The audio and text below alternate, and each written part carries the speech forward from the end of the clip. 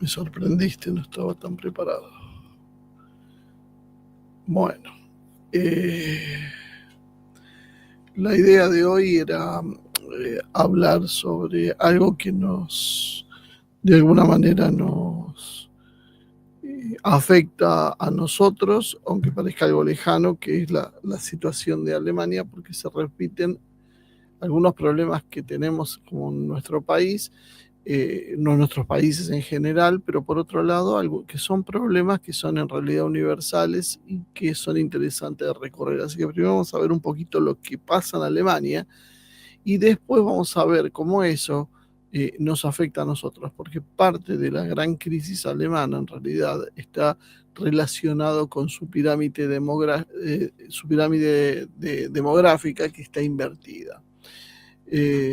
Lo primero que pasó, lo que me llevó a hablar de este tema hoy, es que el canciller Friedrich Merz dijo que el estado de bienestar alemán, muy conocido en todo el mundo, ¿no? Es esa forma en que vivían los europeos y básicamente los alemanes como cabeza europea, ha sido la admiración de muchos pueblos durante décadas y creo que es lo que lleva a que cuando uno pasa por los consulados, por ejemplo, españoles, veamos colas de ciudadanos tratando de viajar a España. Y por eso también nosotros venimos advirtiendo las consecuencias de esto y los problemas que va a haber en Europa, que ya hay en realidad en Europa y que va a haber ser agravados a futuro. Merz dijo que el estado de bienestar, tal como lo conocemos hoy, es financieramente insostenible, con lo que producimos como economía nacional. Lo cual, entonces, esto generó una expectativa sobre reformas, recortes y ajustes en las pensiones y en los servicios sociales, en los subsidios, etcétera. No se habló, al menos públicamente, de qué tipo de recortes van a ser más drásticos o cómo serán, pero sí, obviamente todo esto muestra que se está preparando a la ciudadanía alemana y yo diría que por extensión a la ciudadanía europea y al resto de Occidente para lo que se viene, que es básicamente un aumento de las cargas fiscales junto con una prestación menor social. ¿Cómo estamos parados? ¿Cómo está Alemania hoy? Bueno, el PBI alemán ha venido sufriendo contracciones en el año 2023 y 2024, ¿no? Recuerden que Alemania es el motor de Europa, uno de los motores de Occidente. En 1924, en el 2024, el PBI alemán cayó un 0,2% sobre una caída del 0,3% en el 2023. Se espera también un crecimiento bajo para el año 2025, sino cercano a cero, y esto en general con presunciones, proyectos básicamente que suelen ser bastante optimistas, ¿no? Porque sabemos que hay países que siempre se le van a hacer pronósticos a la baja y otros que van a hacer pronósticos en alza. En general, los países del sistema, como es Alemania, siempre tienen pronósticos más favorables, porque hay una resistencia a creer, pero por otro lado hay una forma de ayudarlo, mientras que países que no caen simpáticos, como Rusia o China, siempre tienen proyecciones que después van a ser superadas por la realidad. La inflación fue muy alta luego del estallido con la crisis ucraniana, por supuesto, para los valores europeos. Para un argentino sería una cuestión de una broma la inflación alemana. Sobre todo en lo que tiene que ver con energía y combustibles y calefacción. Se ha ido moderando, aunque los precios siguen siendo un problema para la economía alemana. El desempleo está en suba, ya supera el 6,3%, lo cual es un valor muy alto para una economía de pleno empleo como Alemania. Y en lo que tiene que ver con exportaciones e importaciones, comercio en líneas generales, se deterioraron los términos de intercambio, dado que está sufriendo una fuerte competencia asiática, sobre todo China, lo que afecta a la industria exportadora alemana, porque Alemania era una potencia industrial, pero se está topando con la maquinaria china que hace que sea imposible de competir. Primero China empezó a posicionarse por menores costos, pero ahora lo hace por menores costos, pero además por mejores calidades, cosa que todavía a mucha gente le cuesta creer, pero cuando se empiezan a ver los autos chinos, por ejemplo, son de igual o mejor calidad, probablemente son ya de mejor calidad en promedio que los alemanes, incluyendo las marcas top alemanas como Mercedes-Benz o BMW o Audi, que empiezan a ser superados por autos chinos que tienen mejores prestaciones, que tienen mejor terminación y que tienen mejor precio, todo en conjunto, lo cual obviamente está afectando la capacidad exportadora de Alemania en su principal industria. La guerra con Rusia fue parte del agravamiento serio del problema, porque el problema ya venía, pero se agrava con la cuestión de Rusia. Antes del conflicto, Alemania básicamente basaba buena parte de su competitividad en el gas ruso, en el gas barato de Rusia. Las guerras en realidad y las sanciones, los bloqueos han ido reduciendo esa independencia alemana, pero a un costo muy alto. Alemania tuvo que reorganizar sus compras, almacenar el gas, buscar otras fuentes alternativas y eso encareció el costo de la energía. Encarecido el costo de la energía, se encareció el costo de la industria. Al encarecerse el costo de la industria, se hizo menos competitiva. Y eso afectó las exportaciones. Les digo esto también para tener en cuenta a aquellos que aplauden cada vez que hay una suba energética porque nos dicen, no se puede seguir pagando lo que pague, pagar la energía lo que vale. Bueno, el precio de lo que vale la energía tiene que ver con muchísimas razones, no solo con el costo de producción, que además en la Argentina es un verdadero misterio porque lo fijan las empresas a su antojo y nadie lo controla seriamente, pero aún aceptando que ese sea el costo de energía, a veces el costo de mantener una energía alta y sin subsidios lo que termina llevando es a una crisis industrial porque no se puede producir con esos valores.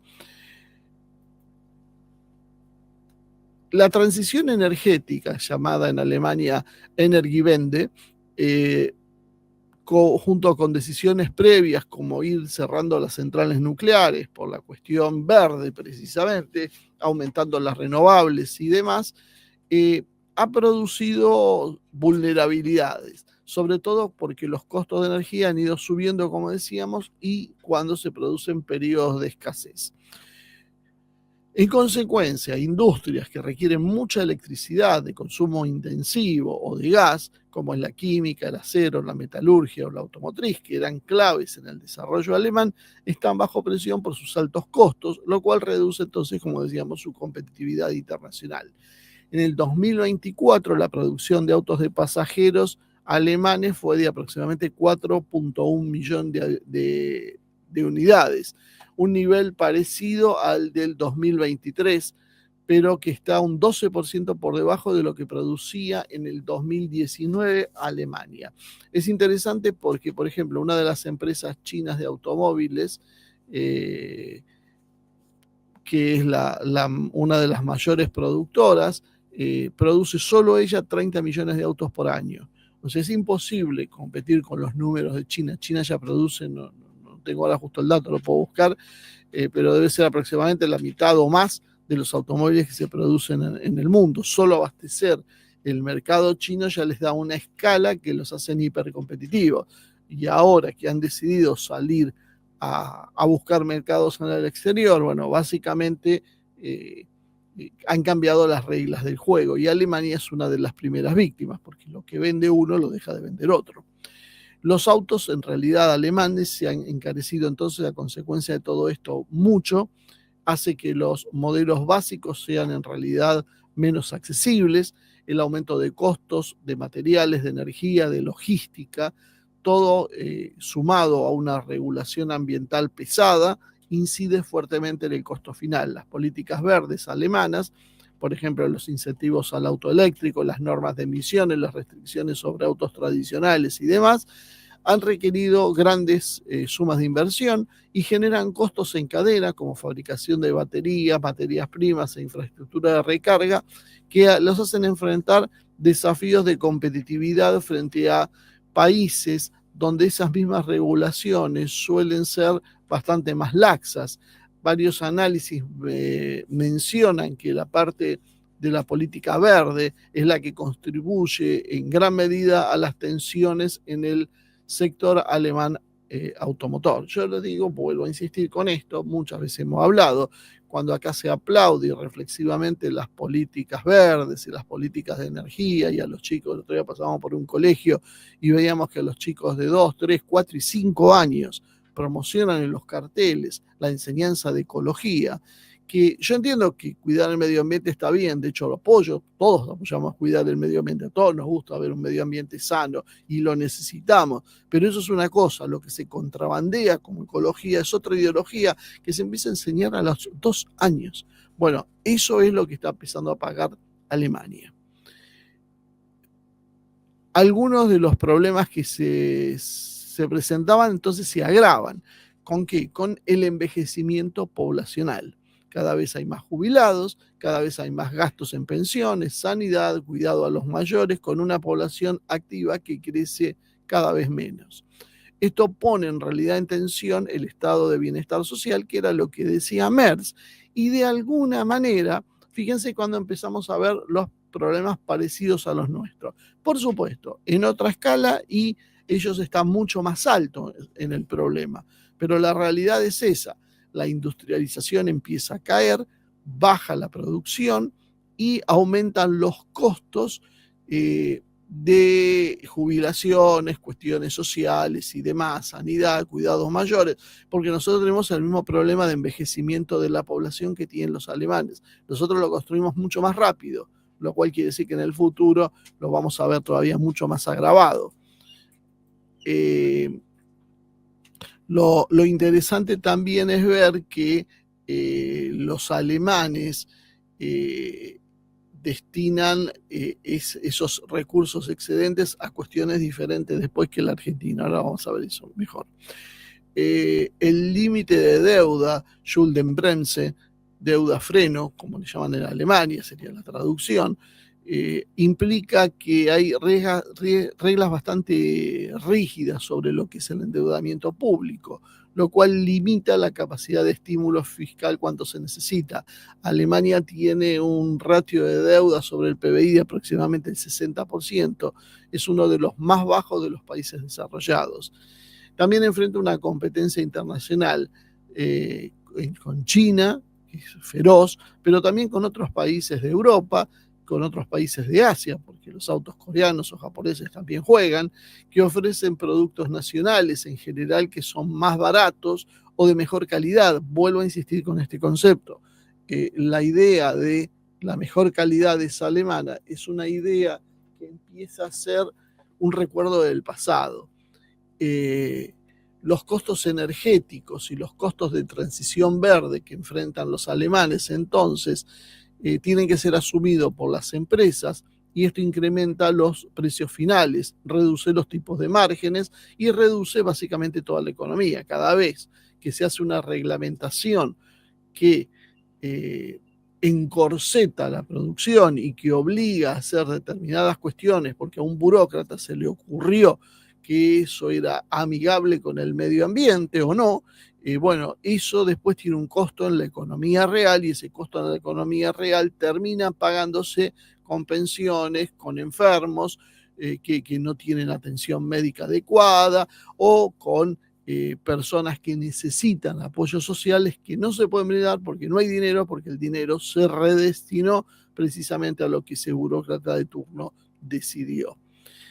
Y un problema adicional fue el costo de la moneda, el tipo de interés alto que ha venido subiendo para combatir la inflación, porque es la receta mágica que siempre encuentran los liberales, encareció créditos, inversiones y afectó a los sectores más sensibles. Por lo tanto, ¿Qué es lo que se puede esperar? A corto, mediano y largo plazo, en realidad, recortes sociales y recortes en las prestaciones. Para mantener la sostenibilidad financiera, el gobierno alemán ya empieza a dar las primeras señales, va a reducir esas prestaciones o las hará menos generosas, va a subir los impuestos. Y lo interesante es que, por eso decía, esto es básicamente lo que se hace en la Argentina, que ya se habla de una suba del IVA por un valor extraordinario, y nosotros vivimos, todos los que viven acá saben que constantemente vamos girando alrededor de una suba de la recaudación, y es lo único que se festeja. La diferencia es en el gasto, en qué se gasta. Más allá de la corrupción, obviamente, que se lleva una gran parte de esta historia, en la Alemania se están reorientando hacia el gasto militar, misiles, sistemas de defensa, tanques, y eso empieza a deducirse de otras partidas sociales, es decir, se presiona para recaudar más impuestos, lo cual ahoga la capacidad financiera de los ciudadanos, que retraen las compras, venden menos, esto produce menos recaudación, que se trata de compensar precisamente con esa baja por un lado, y el destino de la recaudación además se va impulsando hacia lo que es el gasto militar, cosa que no se hace en la Argentina. Ellos están inventando una guerra con Rusia que encima la van a terminar pagando muy cara. Pero en el caso nuestro, el gasto se hace a veces en cosas que deberíamos preocuparnos, ¿no?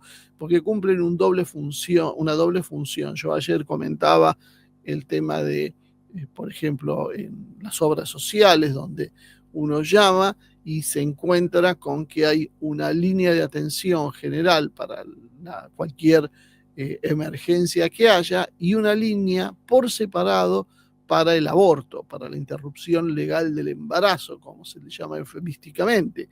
Esto significa dos cosas. Primero, un costo adicional para el sistema, que nadie entiende bien por qué debería ser prioritario, salvo por una decisión política de la gente, que ha decidido que eso debe ser hecho de esta manera.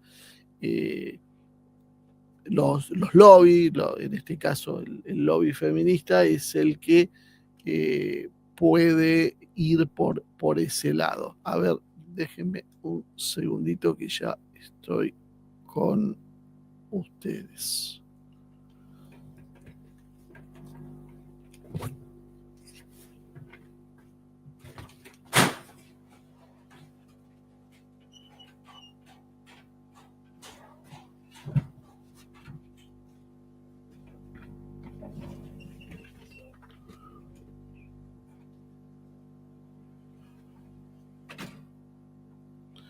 Bueno, volviendo.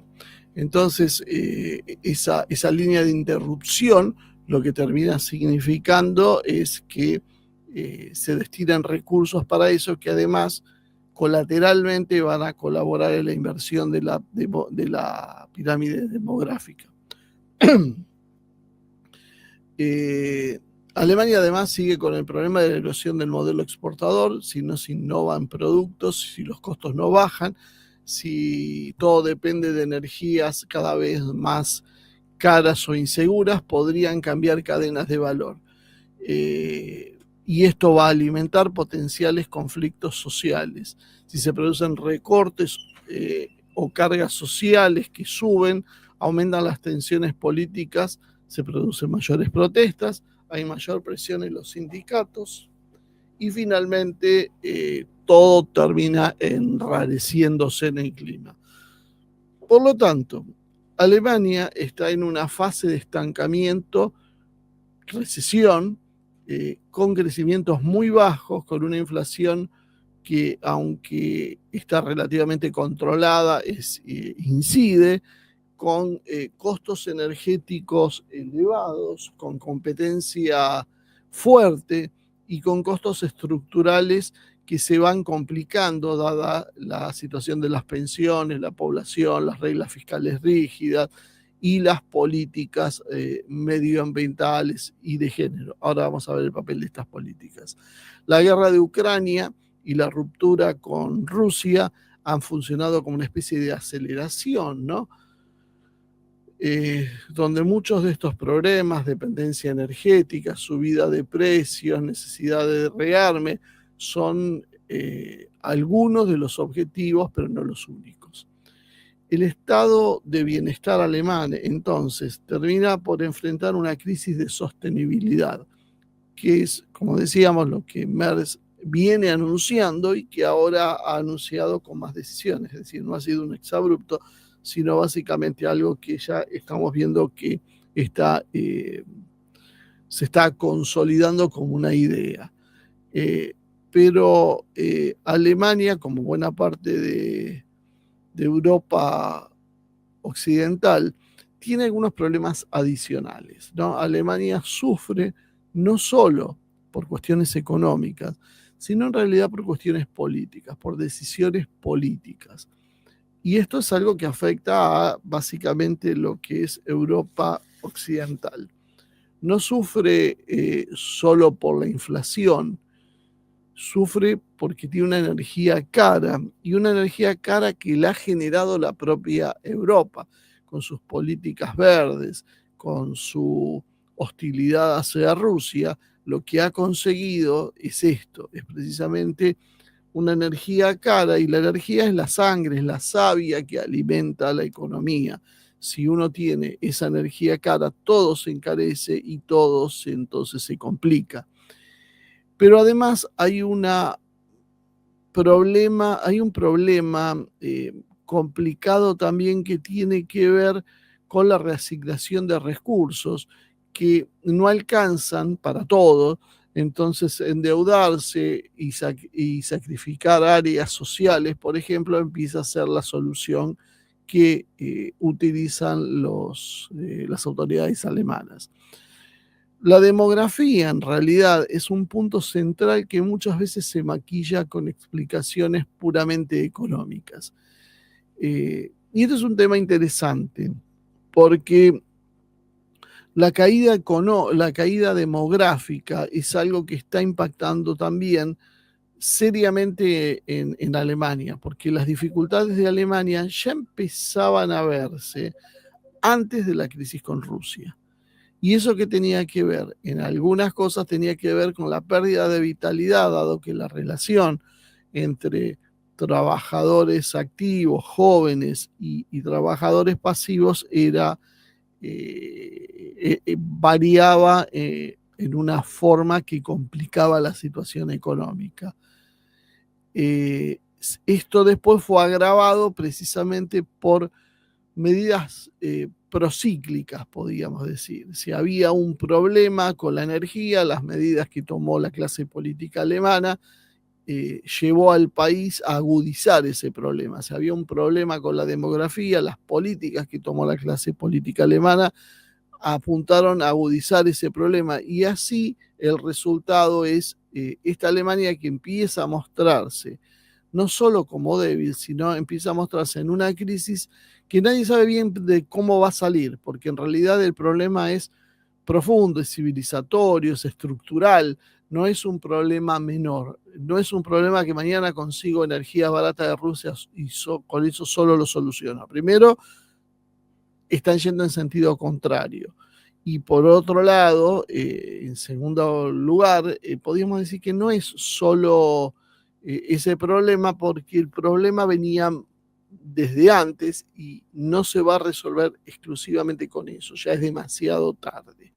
El problema está básicamente en un cambio profundo cultural que debería tener Alemania, y que es lo que la está complicando. ¿A qué se debe esto? Y cuando hablo de cambio cultural, hablo del individualismo extremo en que se vive en Europa, en que se vive en Alemania, en que se vive en Estados Unidos, y que lamentablemente empezamos a copiar desde la Argentina. Porque cuando vemos las razones, por ejemplo, de que esgrimen los libertarios, empezamos a ver parte de ese cambio cultural. Entonces coexisten en nuestras sociedades la cuestión cultural podríamos decir, de derecha y la cuestión cultural de izquierda, y ambas son negativas porque apuntan hacia lo mismo. En Occidente, en este caso en Alemania que estamos hablando, hay un individualismo que es extremo. Es lo mismo que pasa en todo Occidente. La vida no se concibe ya como un proyecto familiar, sino como un proyecto personal. Acuérdense que nosotros hablábamos ayer que China es individualista y lo que prima son las familias. Eso decía Adrián Díaz Marro. Y que nosotros decíamos, bueno, sí, pero lo hacen dentro de una concepción de esto es el lugar de todos y esta gran patria china tiene que ser el lugar contenedor para esas familias. Por más que cada chino en lo individual piense en su familia. El problema en Alemania es más grave porque no se piensa en la familia, sino en el proyecto personal. Y ahí hay una gran diferencia. La idea de mi libertad primero pesa más que la de vamos a formar un hogar y tener hijos. En cuanto uno plantea la necesidad de que haya familias con hijos y que sean más numerosas, el primer planteo que va a surge seguramente entre los que están viendo acá, ¿y por qué me vas a obligar a tener hijos? Y si yo no quiero tener hijos, y si no es mi modelo, y si mis aspiraciones son otras, ese es el problema precisamente. Se ha cambiado la forma de pensar y sentir. Ese individualismo extremo, que nada se hace en función de la sociedad, de la patria, ni siquiera de la familia, sino en yo mismo, es el eje del problema. Y eso nos lleva a un hedonismo y a un materialismo, es decir, los hijos cómo se ven en realidad en la sociedad moderna, como un freno al consumo. Si yo tengo hijos, no puedo viajar, no puedo irme de vacaciones, no puedo cambiar el auto, no puedo comprarme esta ropa de marca, no puedo comprar estas zapatillas, no puedo salir a cenar tantas veces por mes. Esos son los hijos. Y ese es un problema. Y no debería verse así. Pero me recortan el confort, me recortan inclusive la carrera profesional. Es muy normal en nuestras sociedades, presten atención, a decir, no tiene hijos porque se tiene que recibir y después que se recibe tiene que tener su carrera. Y acuérdense, el feminismo en general ridiculizando a las mujeres que querían tener hijos en su casa y criarlos. Eran básicamente unas sometidas, unas ignorantes, unas idiotas. La mujer que valía era la mujer que trabajaba. Entonces, lo que decíamos, primero la mayoría de las mujeres terminan en trabajos mal pagos, de la misma manera que la mayoría de los hombres. No todos van a terminar siendo gerentes de una multinacional, primer punto. Entonces, la idea del profesional exitoso con el convertible y el pelo al viento mientras maneja por una ruta es de las películas de Estados Unidos. La realidad en general es un trabajo mal pago, seguramente en algún sector de servicio de comercio, que te insume todo el santo día, de que no te deja tiempo para criar tus hijos, que no te deja tiempo para tener una actividad lúdica, no te deja tiempo absolutamente para nada, y eso es lo que nos ha presentado estas corrientes ideológicas. Por eso digo la confluencia entre lo woke y lo no woke.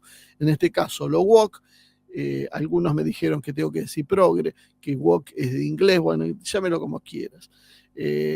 Pero estas ideas de la realización personal de esta manera, lo que terminan llevando entonces es a que se ridiculiza la idea precisamente de dedicarse a tener como fin una familia. Y eso se lleva precisamente a reemplazar la realización personal como madre o como padre por una carrera profesional. Esto hace que la sociedad en realidad valore mucho más la realización individual que la continuidad de la familia. Y esto, en definitiva, ¿en qué se va a traducir? Sino en no tener hijos. El modelo wokista es el modelo progre, empujó la deconstrucción cultural, el bombardeo ideológico entonces sobre la familia tradicional, la confusión de roles, la exaltación de identidades fragmentadas sobre la unidad familiar, han dejado a las nuevas generaciones sin referencias estables. La realidad inclusive, que es el feminismo con esta postura mayoritaria, que es la que más presionó sobre las mujeres, pero también sobre los hombres, porque es innumerable la cantidad de hombres que apoyan estas ideas, creyendo que está bien a la mujer no dejarla tener hijos y ponerla a trabajar, porque eso es un beneficio para la mujer, porque la eleva a una categoría superior, es realmente alarmante. Y las parejas del mismo sexo son otro problema, porque no tienen hijos naturalmente. Está bien, las lesbianas pueden tener hijos con inseminación, técnicas caras, complicadas de hacer y que la inmensa mayoría no las va a utilizar nunca en su vida.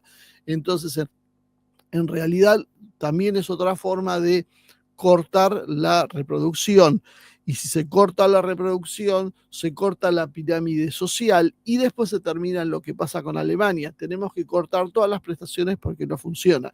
Y no es la estupidez que habían dicho muchos en esto, es, entonces vos tenés hijos para que en el futuro trabajen por vos y sean esclavos. No, esto es la estructura social. Los jóvenes trabajan, generan riquezas y con eso sostienen a los que ya no están en condiciones de hacerlo, pero lo hacen sobre una base material y cultural que crearon los que estuvieron antes. En definitiva, hay una cadena de transmisión que es la que se tiene que mantener y es una cadena que lo que hacen estas ideologías de deconstrucción es romper. Al romper esa cadena de transmisión, se rompe primero lo cultural, y parece un tema menor hasta casi de preferencias, hasta que se dan cuenta que cuando se rompe esa cadena cultural, se rompe la cadena productiva y económica y básicamente se hace una sociedad imposible de sostener. Las nuevas generaciones se quedaron entonces sin referencias estables porque el progresismo woke boicoteó por un lado, precisamente con esa realización que decíamos, en consonancia con el individualismo libertario, podríamos decir, para que se entienda que voy al otro extremo liberal, que también te mostraba a la mujer profesional como único método de desarrollo y como única meta en la vida. Por eso la diferencia es entre liberales y conservadores. No importa si los liberales son por izquierda o por derecha. Los dos funcionan con una misma lógica y son parte de una misma pinza que actúa con los mismos efectos sobre la sociedad, pero de forma complementaria. A los que no les llega a uno, les llega el otro sector. Entonces tenemos unas grandes peleas ideológicas, pero que en definitiva los dos conducen al mismo camino. ¿Y qué termina pasando también? Aparece el Estado como el sustituto de la familia. Entonces aparece una política que hace siglo atrás no existía, que se presentan todos como grandes avances sociales, prestaciones, subsidios, guarderías, cuidado de ancianos, geriátricos, pensiones, toda esta arquitectura que va generando el Estado, y para que él pueda pagar lo privado, reemplaza la función familiar. Es decir, yo ya no voy y tengo hijos y mis hijos los va a cuidar mi mamá, o sea, los abuelos, la abuela, cuando yo me voy a trabajar, porque eso está mal, porque nos dijeron que era lo último que podía hacerse, por eso hablo del aspecto cultural.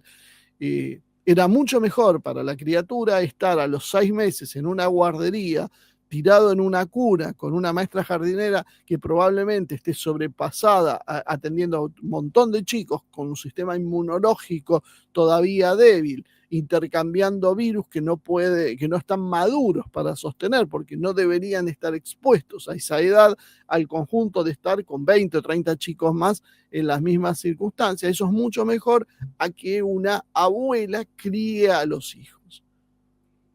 Y hay gente, y todos creo que las conocemos, que paga para poner a su hijo en una guardería cuando probablemente lo pueda hacer la abuela. Que inclusive ya hemos llegado a un punto, como han ido cambiando las generaciones, que antes las abuelas adoraban cuidar a los nietos.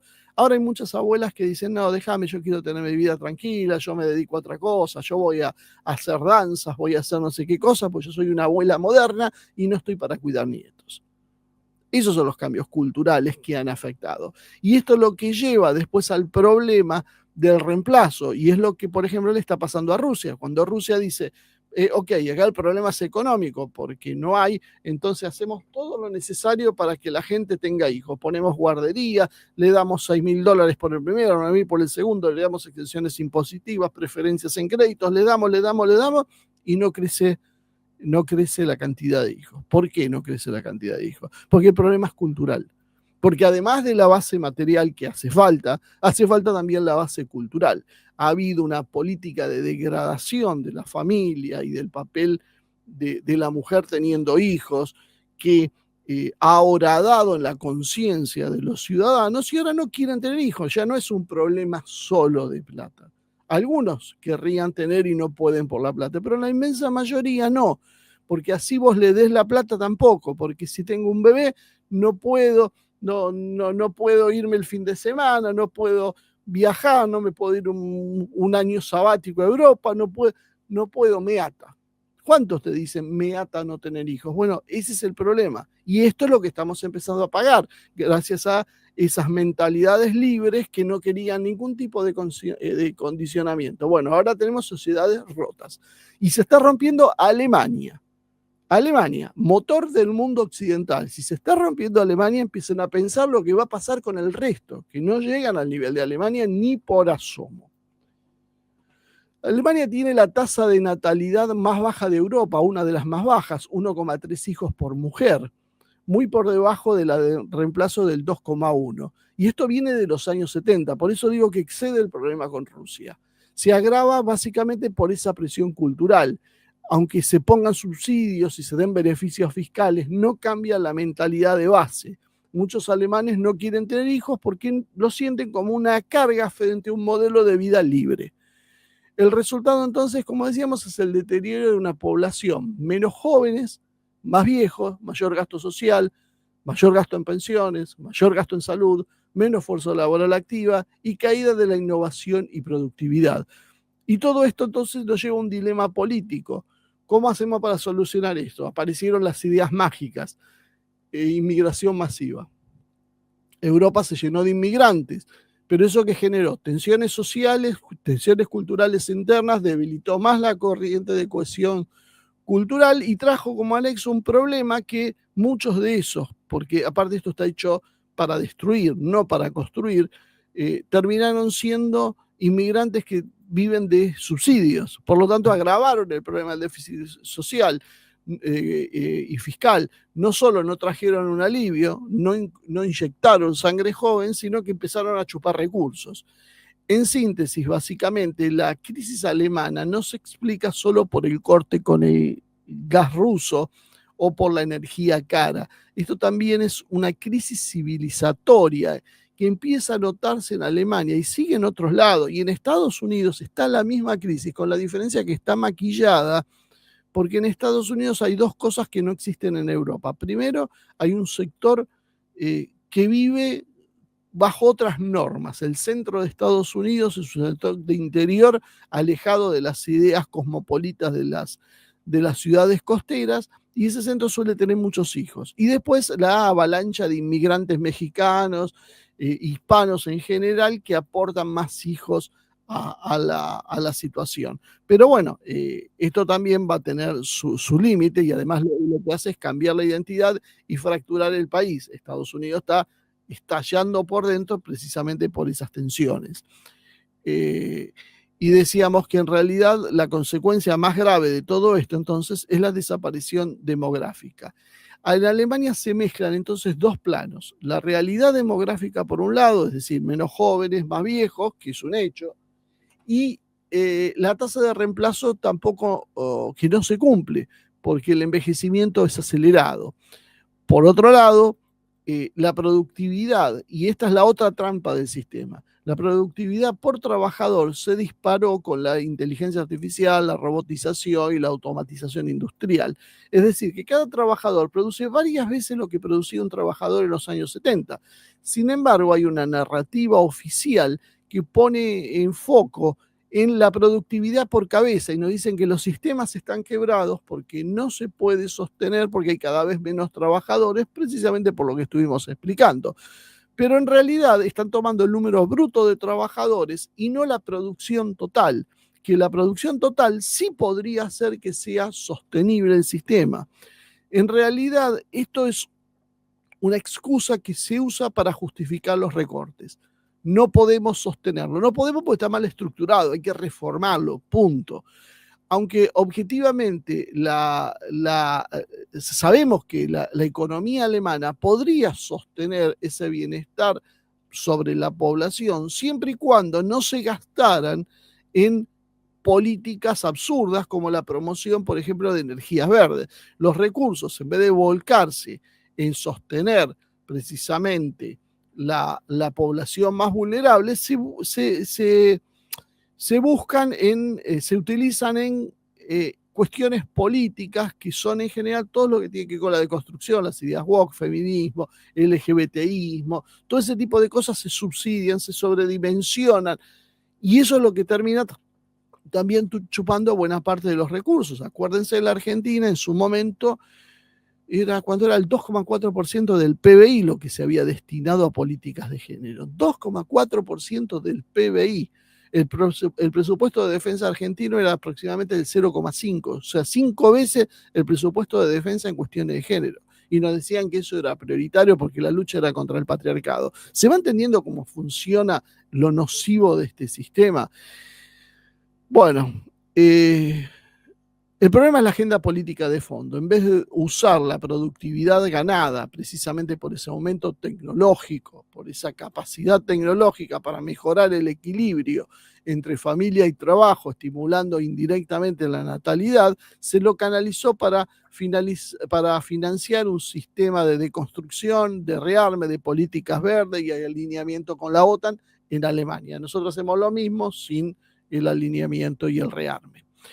El discurso de no hay jóvenes suficientes, no hay dinero suficiente, básicamente entonces es la excusa para empobrecer a clases medias y bajas, porque fíjense que mientras pasa esto, las clases más altas, el 1% o el 1 por mil ya de la población, se enriquece a niveles absurdos, obscenos, impensables, mientras el resto de la sociedad no puede vivir como vivían sus padres o sus abuelos.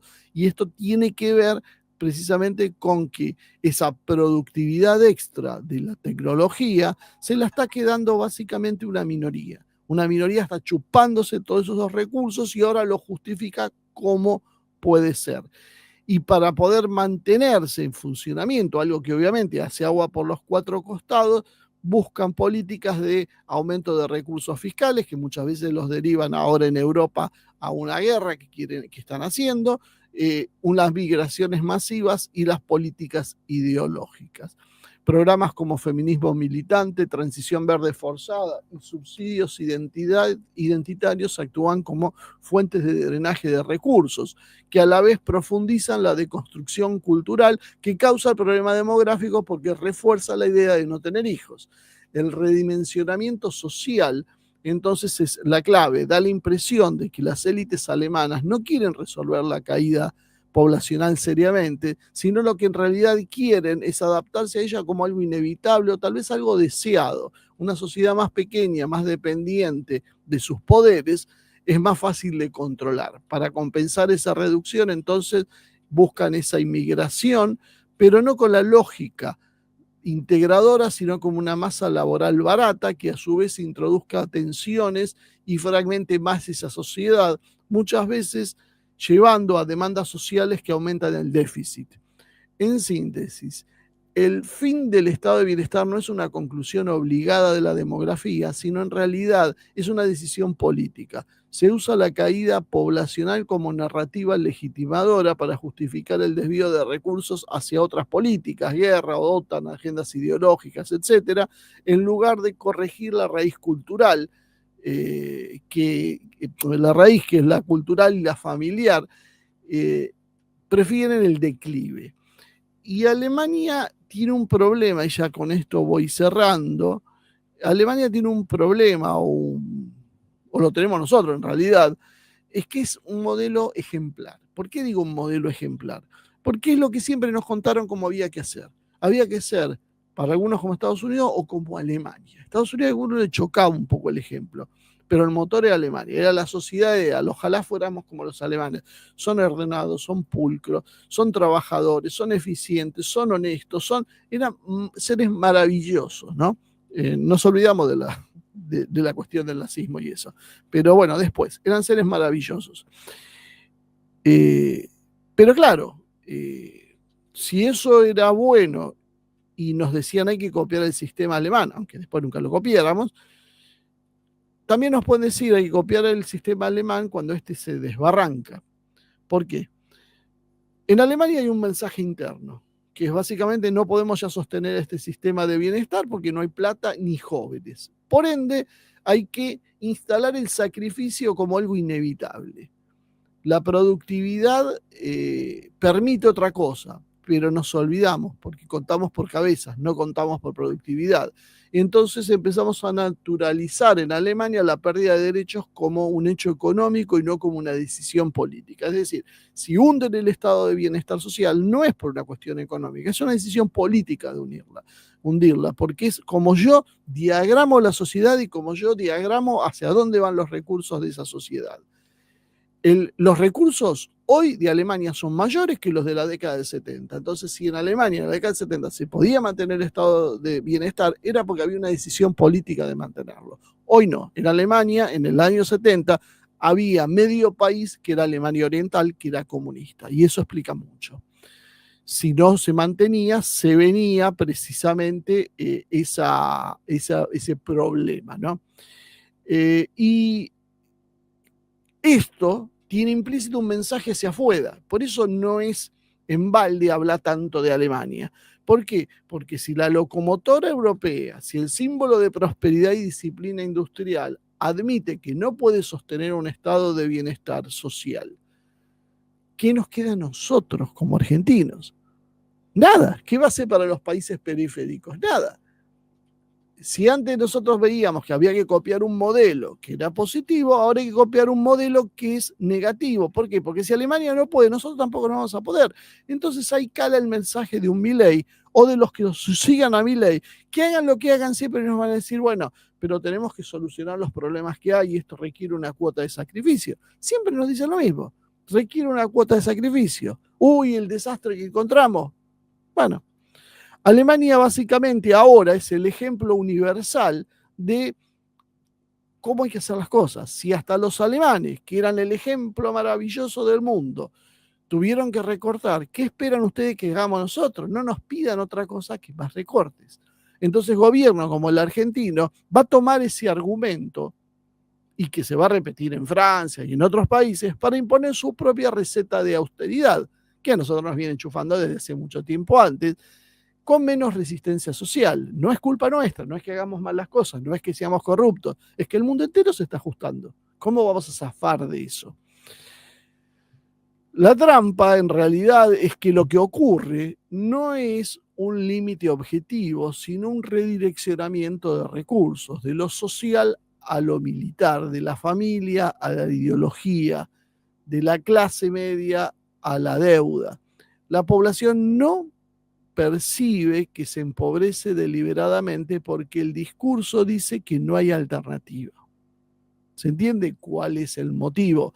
Y el riesgo entonces para la Argentina es que copiemos el modelo alemán ahora, curiosamente, que es un modelo que se desindustrializa, porque si nosotros tenemos un modelo de ajuste suicida, pero lo hacen los alemanes, tiene otro sabor.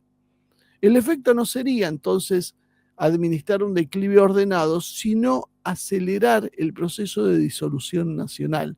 Si Alemania se achica para sostener su juego dentro de la OTAN y su juego medioambiental y demás, en la Argentina se va a usar la misma excusa, pero esta vez no va a ser para eso, sino para sostener y pagar la deuda externa, pagarla al FMI y forzar un realineamiento político o un alineamiento político. En definitiva, lo que Merz plantea para Alemania no es un caso aislado, sino una señal de manual. Instalar en Occidente, la narrativa de que el bienestar ya no es posible, que todos deben ajustarse y que el sacrificio debe ser universal.